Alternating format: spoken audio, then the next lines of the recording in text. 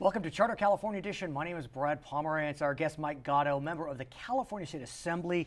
He's also chair of the powerful Appropriations Committee, and I want to speak with you about that, sir. For those of us unschooled in titles of committees in the California State Assembly, there's Appropriations and there's Budget. To the uninformed, to the naive, they seem like they'd be the same thing, but and they not. used to be. They used to be. Years and years ago, they used to be called the Ways and Means Committee. They've now split them. So Budget tries to, in its jurisdiction, just deal with programs that have already been approved, and then they set the funding level. So if we say, you know, the state of California is going to spend $100,000 on ties, or that they can buy ties, the Budget Committee would say they can spend $50,000 or $100,000. Silly example. Appropriations, on the other hand, is the initial law that gets passed to authorize spending and everything else. So, you know, every law has a cost. And you imagine if we said, you know, some sort of law that said that these cups must be some percentage of post-consumer recyclables. There's a cost to promulgate the regulations, there's a cost to enforce it, and there's a cost to incarcerate people if they break the law. So we see an awful lot of laws, as you might expect. Yeah. So when we think about budget negotiations, both committees are implicated? Not so much. So the budget committee is active basically once a year, and that's right around budget time. I see. And they do the negotiations of the overall state budget, which is the spending program. We are active year round. We see 2,400 bills a year. The way that it is calculated is any bill with a cost over a certain threshold, it's very low. It's $75,000 in the Senate, $150,000 in the Assembly, comes before the Appropriations Committee and gets placed on suspense if it's above those thresholds. And then when we see the overall spending that is proposed by the bills, we make a determination using cost-benefit analysis which bills are meritorious. It's interesting because for better or for worse, California has a budget surplus right now. And why we have that surplus could be Prop 30, could be improving economy, probably all of the above. But it begs the question, what to do with this surplus? And I would presume that Approps is very involved in that question. Yeah, my colleagues have some ideas what they want to do with it, Brad. They want to spend it. You know, that was one of the difficult things this year. You know, Appropriations Committee since 2007 has been known as the graveyard of bills because, you know, any bill with a threshold with a cost of over $10,000, and the state can't bat an eye without spending $10,000. Of course. Goes to the committee, and then anything with a cost above $150,000 goes on suspense, and then roughly 40% never come off suspense. So for years and years, it was the graveyard of all bills. Bills would see their funding reduced, or they would just not make it out. This year, I had to deal with, for the first time in a long time, the idea that, well, hey, we've got the surplus. Why didn't my wonderful idea? And, you know, I had to tell several of my colleagues that, you know, everybody has wonderful ideas. Question is, does a taxpayer? So that begs the question, and I would presume you're involved intricately in these conversations about what to do with the surplus. Some would argue, given the draconian cuts that we saw in social services, we should restore at least some of those cuts. Some would argue that we should look at creating a true bona fide rainy day fund. Others would argue we should cut taxes. So where are we in this discussion? So I think, well, I come down on the side that we should have a real rainy day fund. That was the first piece of legislation that I introduced when I got elected, was a constitutional amendment to require the legislature to put away money when times are good, so that it's there when times are not so good. You just imagine doing, you know, if I were to pick any viewers right now and say, you know, this woman, this gentleman makes great money. They've had a great run the last 10 years, but they don't have a savings account. Well, you'd say, well, that's a pretty irresponsible person. Well, that's what the state of California does.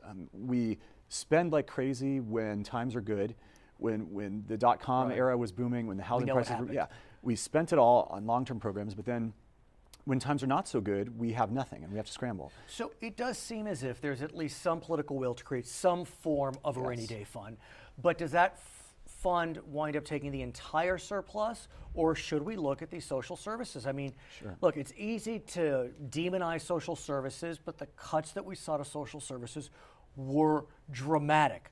That doesn't mean anything other than it's factual. The cuts were dramatic. Yeah, there's a lot of things that I think we could restore, starting with higher education spending. That's huge. I think higher education has suffered disproportionately, and it's the one thing that shouldn't suffer. Right. I also think the court system has suffered a lot. Oh, yes. You know, people trying And to. you're a lawyer, That's as right. am I. We're both tell former people lawyers. that. I mean, geez. I'm don't one remind too, me. so there you have it. Most popular profession Right, exactly. besides politicians. Exactly right. You picked the top two. Yeah. So where are we though? And what will happen in with 2014? The Sure. CLA has said the surplus is even bigger than the governor has said. Yeah. So the pressures. I mean, in some ways, the pressures are as great lot of if there was pressure. a deficit. Yeah. So my guess is that the legislature will propose a budget that does restore some of the cuts. Okay. We definitely will do that. And then I think my colleagues will come at us with Right. different bill proposals. Of course. To spend the rest of it. I want to speak about higher ed. You mentioned higher ed. We have seen some reports, especially for those of us that live in the Los Angeles area, about Occidental College. A fine institution. Barack Obama, the president, went there for 2 years. I think Pat Morrison, a well-known journalist, went there, taught there, whatever it may be. But Oxy is in the news and not for the right reasons. Correct. The allegations are that there were a series of crimes on campus, and those crimes were covered up or not properly reported. It's hard to know because the investigation is ongoing. These are adults that are victims. There are privacy issues. The question is, what do higher education universities do with information about crime? And there's a distinction between private and public, surely. Sure. So I mean, the way that I can sum it up, in my opinion, I went to college to learn. And if you or anybody you know is a victim of crime, you go to the police. And I think when you have an administration who, quite frankly, at any college is self-interested in keeping their crime statistics down. Of course. When they want to attract the best and brightest students from Iowa, they're coming to scary Southern California. Right. Where there are a whole lot of assaults, sexual assaults, or regular assaults on campus. It would hurt their ability to attract students. And so when you have an administration that's self-interested and also not professional, I say leave the crime investigations up to the professionals, leave it up to law enforcement. And I plan on introducing next year, when the legislature returns to session, a bill that would require universities, whether public or private, to report certain crimes that occur on or near campus to professional law enforcement. And by professional, I mean the local police department or the local sheriff's department. So if a crime occurs on a private campus, because I would presume with a public campus, there are obligations and they can't ignore those obligations. Sure. But a private school, what are those obligations? Well, that's the thing is, Right. Is it unclear? I'm not necessarily sure that it's unclear, but I don't think there are sufficient penalties or sufficient sticks within the Right. law to make sure that people follow what would be a best practice. I mean, look, a house is it's private property. Of course. But if someone comes into your house and knocks you over the head, you're going to want to report that to the police. It's the same thing at a college campus. A rape is a rape is a rape. Right. If someone is raped, it doesn't matter where it occurs. It should be reported to the police. I would mention I was an adjunct professor for a time at a private institution, and I was approached by a young woman, an adult, after class, and she informed me that she was a victim of a date rape. Wow. And I was literally stumped, sir. I did not know what to do. I knew that if I was at a school where I was educating minors, mandatory report. I decided to contact the Vice President of Student Affairs. Yeah. I thought that was the best approach, and they had known about it, so that was fine. But it is a very tricky situation, or maybe not. Maybe it's as clear as day, and you need to contact the authorities. Well, I would think that if you have a situation, and as you said, the investigations are ongoing, but if you have a situation where students are reporting these incidents to campus security, or in some cases campus police, and they're reporting it up the chain to the administration, and the administration is saying, don't worry, we'll investigate it. We have a security officer who comes in for 4 hours at night. Yeah. That's very different from the kits available and the analyses. If I'm attacked on a private school campus, can't I just call the police myself? You can. And they can enter? You can. But the reality is, I think that most students don't. They Really? contact campus, yes, just like yours. Interesting, yeah. They'll tell a trusted teacher, like in your situation. They'll call campus security because it's the quickest. I understand. There's a big difference between the investigations that Okay, occur. come back. I want to hear more about this bill as it progresses. For sure. Our guest is Mike Gatto. He's a member of the California State Assembly. When we come back, we'll be speaking with Ross Selvidge. He is with Pasadena Community College District, a new trustee. See what he says about higher ed. I'm Brad Pomerance. It's Charter California Edition. On average, how many bills does the Assembly Appropriations Committee hear each session?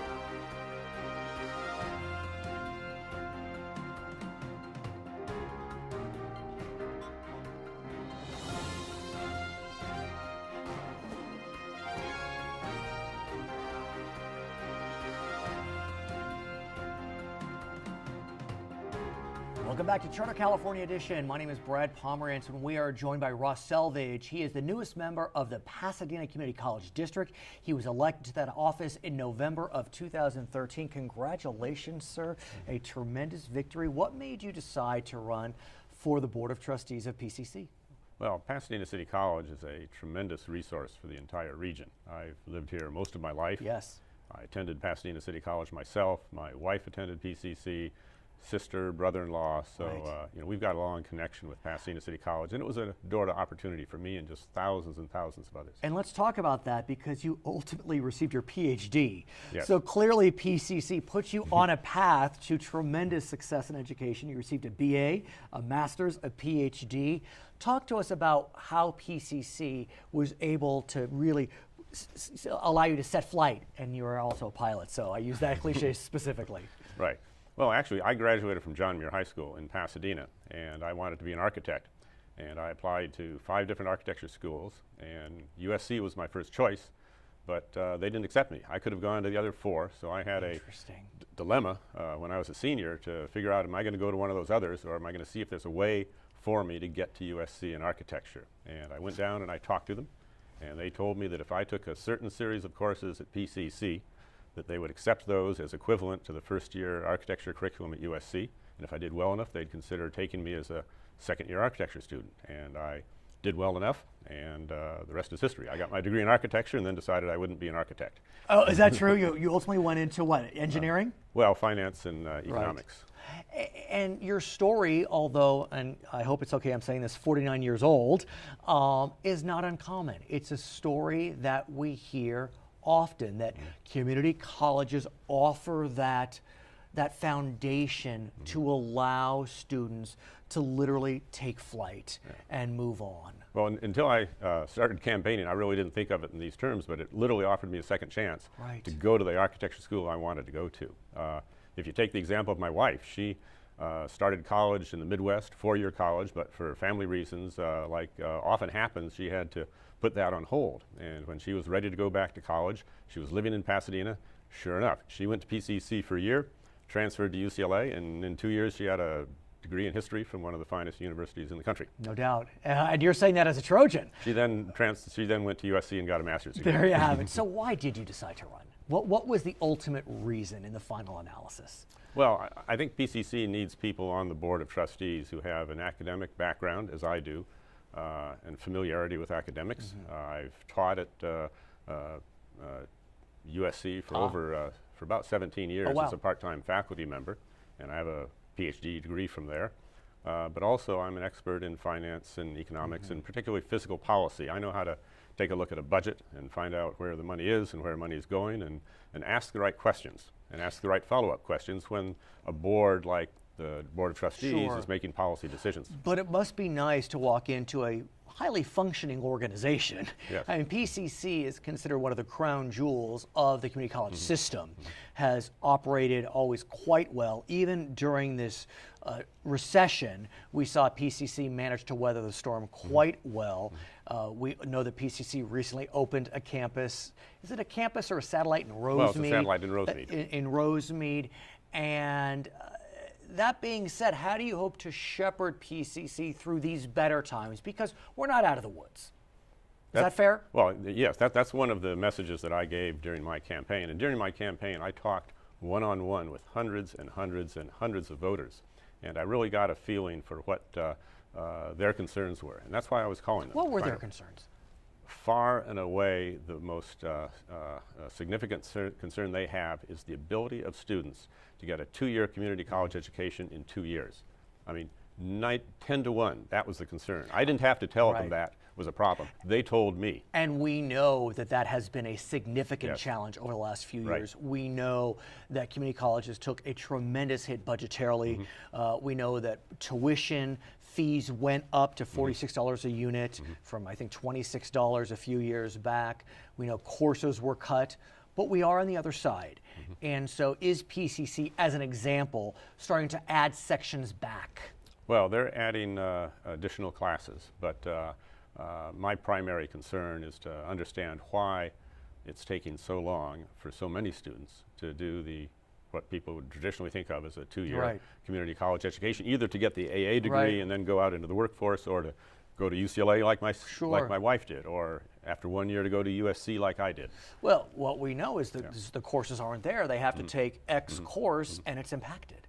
And so what can the board do to try to ease that pressure? Well, one of the things they've done is adjusted the priorities, and I am not. That is true. Since I haven't taken office yet. It's okay. It's all good. We're glad you're here. We appreciate your presence. Right. I don't know exactly how Right. the priorities have I been understand. adjusted, but for instance, the highest priority are returning veterans. Veterans who are Yes. enrolled at PCC get the highest priority to sign up for classes. Second comes the students who are resident within the district. Right. So those are the two primary. But along those lines, the priority is also matriculation. Yes. And so, some have lamented the fact that ceramics is not a priority anymore. Conversational Mandarin may not be offered anymore. The lifelong learning mission is not as critical, pursuant to what the foundation, the Community College Foundation, has said. And we're looking more at getting those kids out in 2 years. How do you feel about that? Well, I think the students need to have an academic plan, and that involves making sure they get good counseling. Right. Make sure they've got an academic plan, that they're working that plan, and they're being successful on the courses they take for that plan. Students that fit that profile should have the higher priority.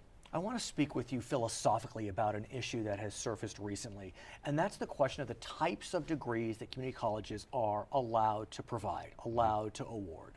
Currently in California, community colleges offer associates, AAs, but there are several states that allow their community colleges to offer bachelors in a variety of forms. It could be completely or with targeted programs. California is now considering that. As a philosophical matter, what do you make of this idea to at least study whether community colleges should be allowed to offer bachelor's degrees in our great state? Well, I'm not opposed to philosophically to studying the question, and But, I don't know how the systems in other states that Right. offer that option compared to the way we are organized here in California Right. with the UC and the State University and Sure. the Community College. My concern would be is that we have to make sure that community colleges with the mission they have accomplish that mission first. And that mission being? The students who are going to get an AA degree and go out into the Right. workforce, the students who are going to do 2 years and get an AA degree and then transfer to a 4-year institution, the students who are there at PCC for a technical or Right, a vocational terminal degree, qualification right. or certification, right. We need to, and we have the continuing education, the adult Right. education, that kind of thing. But we need to make sure that those missions are accomplished successfully before we add on Right. something which could be a distraction if it's not done right. What about for targeted programs? I'm sure that in California we have a dearth of nurses, and nursing is a quite a popular profession, well-paid profession, some automotive areas where bachelors may be appropriate. Do you think that may be the best way to look at this issue, that target certain degrees where community colleges may want to offer bachelors? Well, whoever studies this, I'm Right. sure will focus in on that. I just want to make sure that we don't distract the community colleges, or in this case PCC, from its primary mission that it has right now. We got to make sure that we have students getting the community college education in a timely way, and we're frankly not accomplishing that Right. now. It's interesting because in Pasadena, in Los Angeles, in San Diego, there's no doubt that there are 4-year institutions nearby. But in some of our rural communities, the community college may be the only choice. And so it could be that in those areas, maybe a 4-year degree would be appropriate because they can't drive 2 hours to get to Chico State or Cal Poly San Luis Obispo, whatever it may be. I do want to congratulate you again on your victory. It was a tremendous one, and I'm sure you're in for an incredible 4-year journey, if not longer. His name is Ross Selvidge. He is the newest member of the Pasadena Community College District. My name is Brad Pomerance. When we come back, we'll be speaking with a professor from Scripps College. She has done some fascinating studies into photography of Native Americans. I'm Brad Pomerance. We'll be right back on Charter California Edition. What percentage of California's nurses is educated at California community colleges?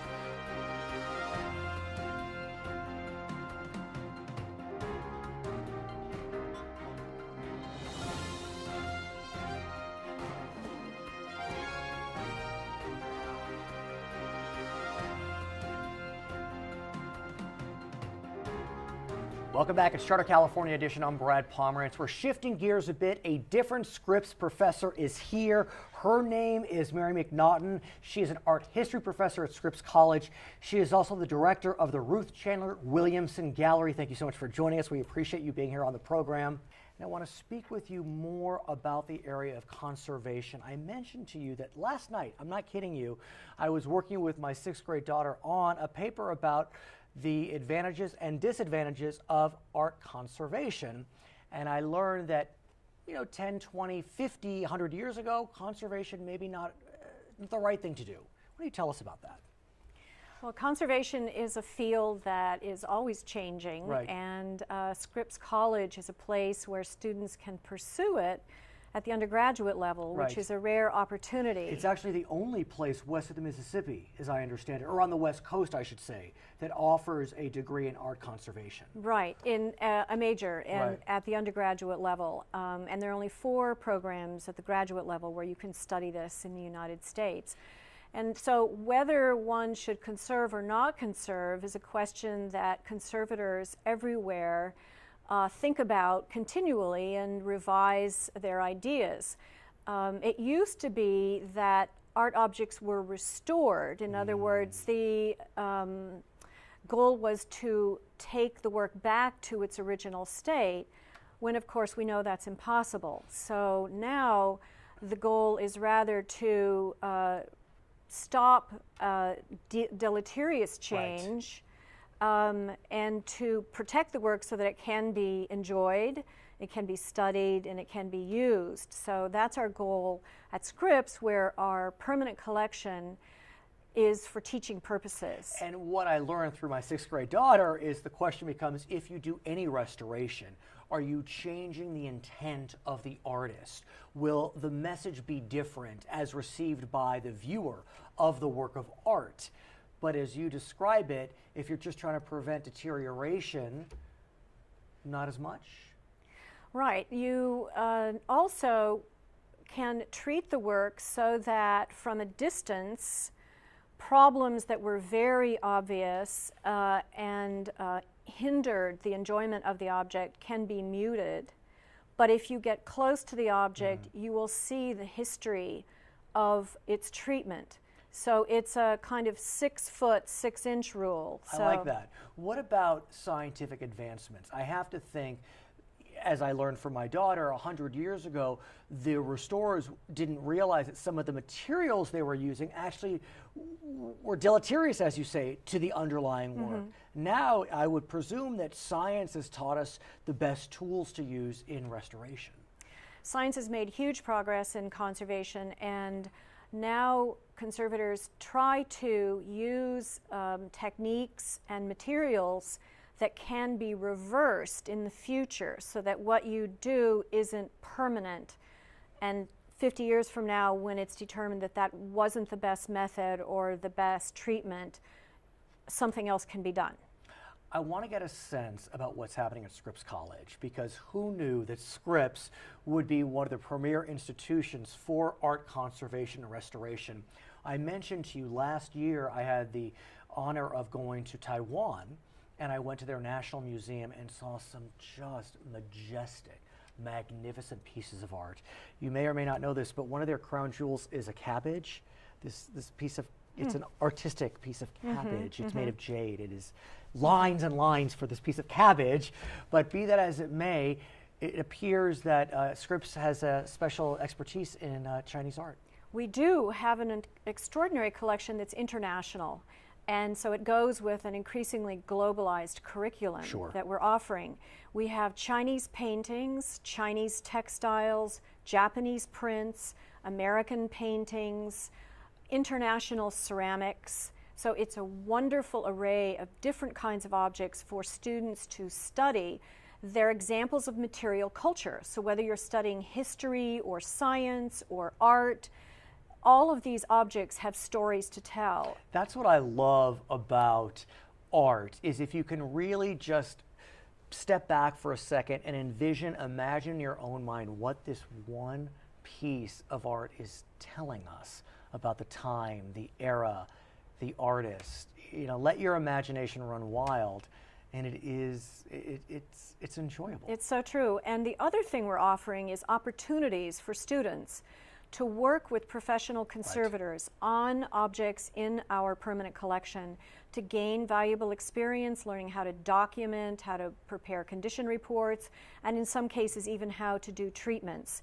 And this prepares them for graduate school. As I mentioned, there are only 4 programs in the United States: NYU, University of Delaware, State University of New York at Buffalo, and here the only graduate program on the West Coast is UCLA Getty program in conservation, which focuses on ethnographic art, which would be, say, African art, oceanic art, Native American art, and archaeological materials. So this is a really specialized area. So we tell our students to be competitive for graduate school, they need to have 2 full years of chemistry, 1 year of general chemistry. Think about that. Think about that.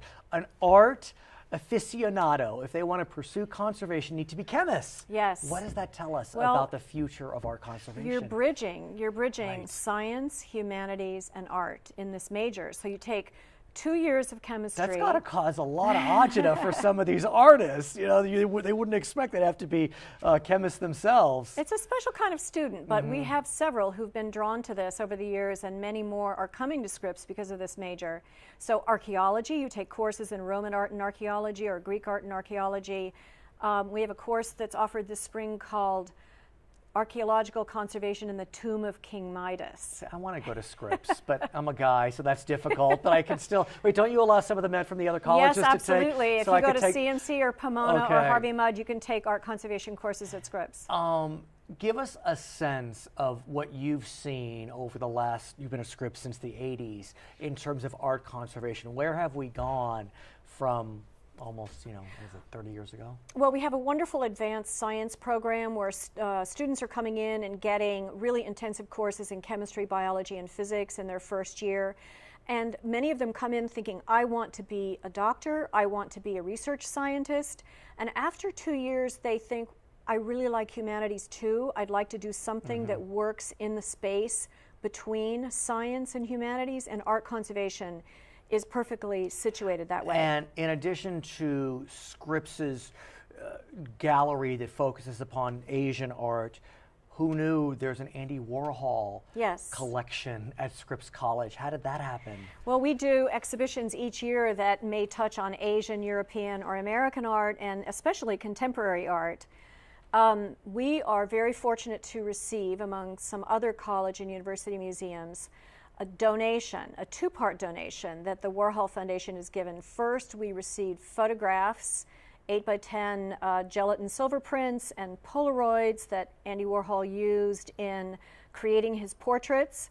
And now we've received a group of 7 big, bright, brilliant screen prints. Leave it to an artist to be able to use such alliterative words to describe the art. They're really exciting. So for students who are studying printmaking, which we teach at Scripps, or art history, and Warhol is certainly a key figure in the last 50 years, these are extraordinary opportunities for them to look at the actual objects that he created. I have a cousin who I mentioned, John Griswold, who's a conservationist. I've been to his studio. It is remarkable what can be done, and the level of meticulous work is so dramatic and so important. And I want to thank you for what you're doing for the art world and for Scripps College. We have been speaking with Mary MacNaughton. She is the director of the Ruth Chandler Williamson Gallery and an art history professor at Scripps. I'm Brad Pomerance. You've been watching Charter California Edition.